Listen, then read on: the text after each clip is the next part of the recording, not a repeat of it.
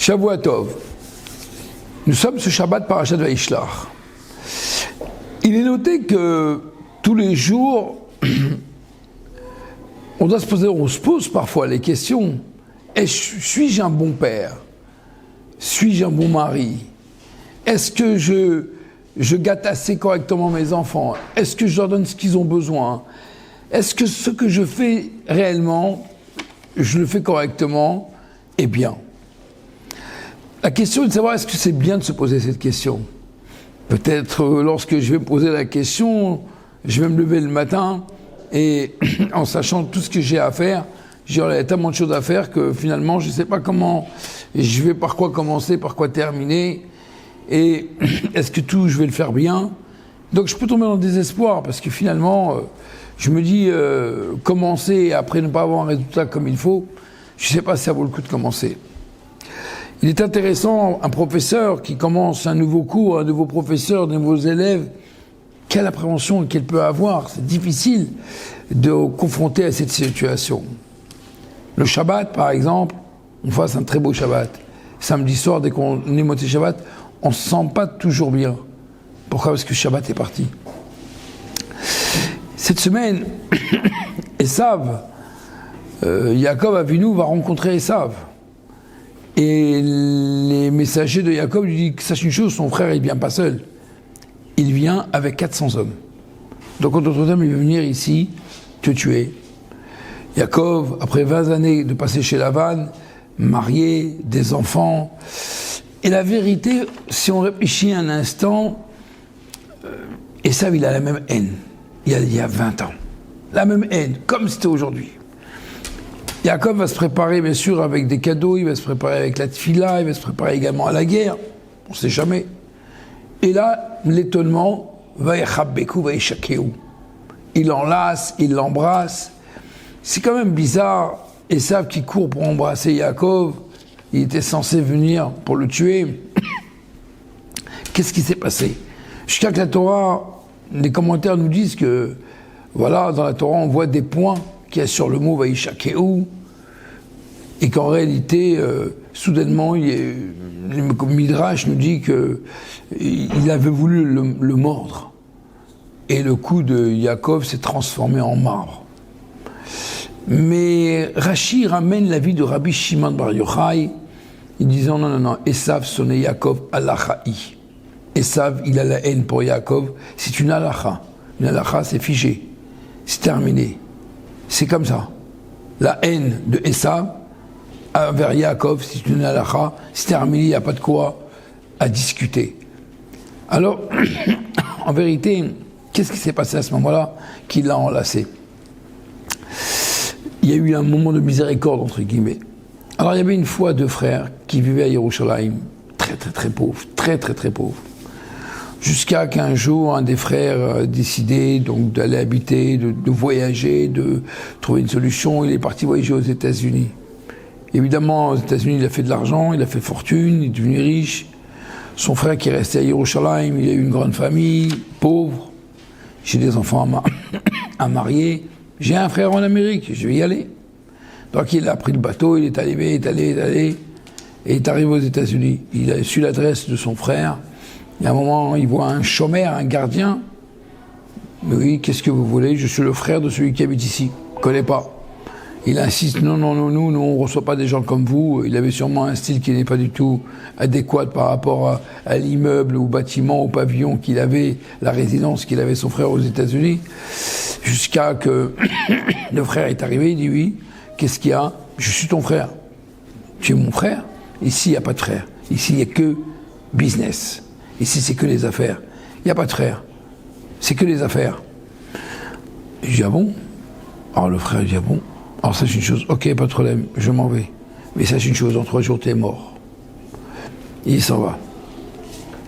Et à un moment, il rentre à la maison, sa femme le voit perturbé. Dans 3 jours, son frère, lui, va mourir. Il est comme un fou.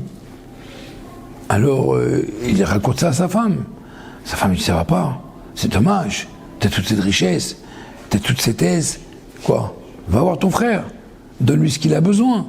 Et demande-lui. Alors, il revient avec de l'argent, avec tout ce qu'il faut, etc., etc. Il dit, mais je voudrais savoir la question. t'es prophète?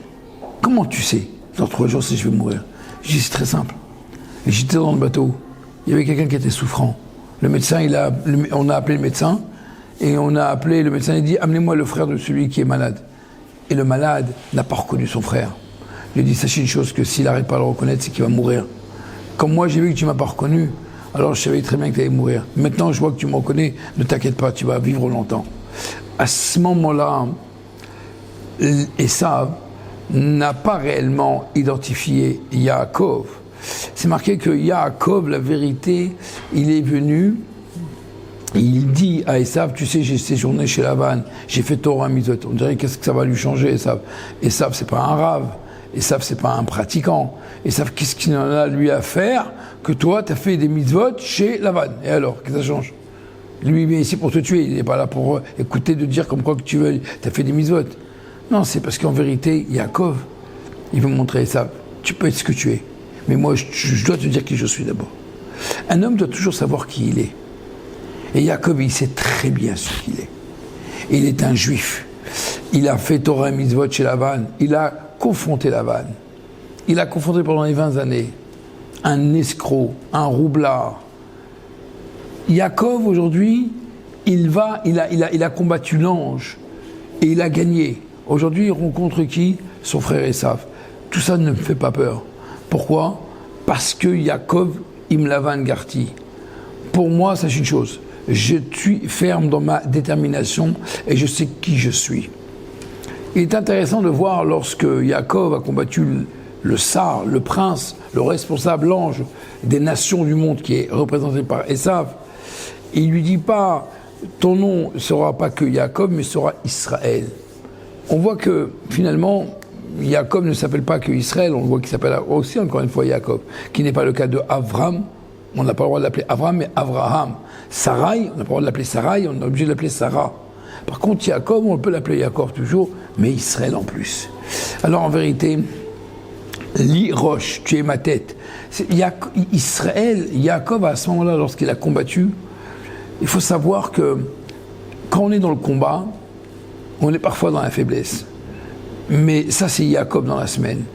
Mais l'ange, il lui donne en vérité, il lui change de nom. Sa bénédiction qu'il lui donne, ce n'est pas une bénédiction, il lui change de nom. Il lui donne en vérité sa vraie identité. Quand on sait, Yaakov c'est Israël dans l'absolu. La semaine on est Yaakov, on est confronté au monde. Regardez Shabbat, on ne travaille pas. Shabbat, on n'a pas de téléphone. Shabbat, on n'est pas relié avec tous les sujets de ce monde-là. Shabbat, on est déconnecté, on est surélevé, on est élevé, on est au-dessus de la matière. Israël, c'est la même chose. Israël, c'est Sar qui est le prince de Dieu. On est au-delà des problèmes. Eh bien, lorsque Yaakov, il connaît son identité en être au-dessus des sujets, eh bien, ça lui permet réellement que les problèmes eux-mêmes vont partir d'eux-mêmes. Quand on est constamment dans la confrontation, alors ça veut dire que les choses, parfois, elles sont là. Et donc, on est obligé de les combattre. Yaakov, c'est la semaine. Et ça, Israël, c'est le Shabbat. Un juif, des fois, il a des moments de Israël, des moments de Yaakov. C'est la raison pour laquelle que dans cette paracha, on nous apprend que Yaakov, il dit à Esav, sache une chose, j'ai une personnalité, je sais qui je suis, je sais qu'est-ce que je représente, je connais ma voix, je connais mon but, je sais très bien ce que je dois faire. Vous savez, aux États-Unis, il y avait souvent cette notion de racisme entre noir et blanc, blanc et noir. Et Martin Luther King, qui est venu, qui a fait tout un discours devant 250 000 personnes. Il n'y avait pas de WhatsApp à cette époque-là, il n'y avait pas de téléphone, il n'y avait pas de toutes ces choses-là, portables. Mais il a seulement expliqué qu'il a dit, j'ai un rêve. J'ai un rêve. Le rêve, c'est que les gens s'accordent, les gens s'unissent. On est différents, mais tout le monde s'accorde, tout le monde s'unit, entre guillemets. En d'autres termes, qu'est-ce qu'il a donné des solutions? Il a seulement dit, sachez qui vous êtes. Le plus important de savoir qui on est. Quand on sait qui on est, d'accord, c'est pas je me dis qu'est-ce que j'ai à faire, mais je dois sûrement savoir pourquoi je fais ça. Qu'est-ce que j'ai à faire chaque fois que je me pose la question, dans ces cas-là, j'avance pas. Mais là, pourquoi suis-je né? Pourquoi je suis venu ici? Et lorsque Yaakov a venu, il sait ça que l'ange de Esav lui dit, tu vas t'appeler Israël. Tu t'appelles Israël, ça veut dire que maintenant tu es au-dessus de tout. Tu as pu combattre l'ange de Esav. À partir du moment que tu as pu combattre Lavan, tu as pu combattre tout ce travail, l'ange de Esav. Et aujourd'hui, tu es avec Esav, tu me fais pas peur. Parce que moi, je sais qui je suis. Et quand un juif, il sait qui il est, alors automatiquement, le Esav qui est en face de nous, il va y shakiou, il va y chabekiou, il peut l'enlacer, il peut l'embrasser un laps de temps. Mais nous, on doit savoir toujours ne jamais perdre qui on est. Merci beaucoup, Shabbat Shalom.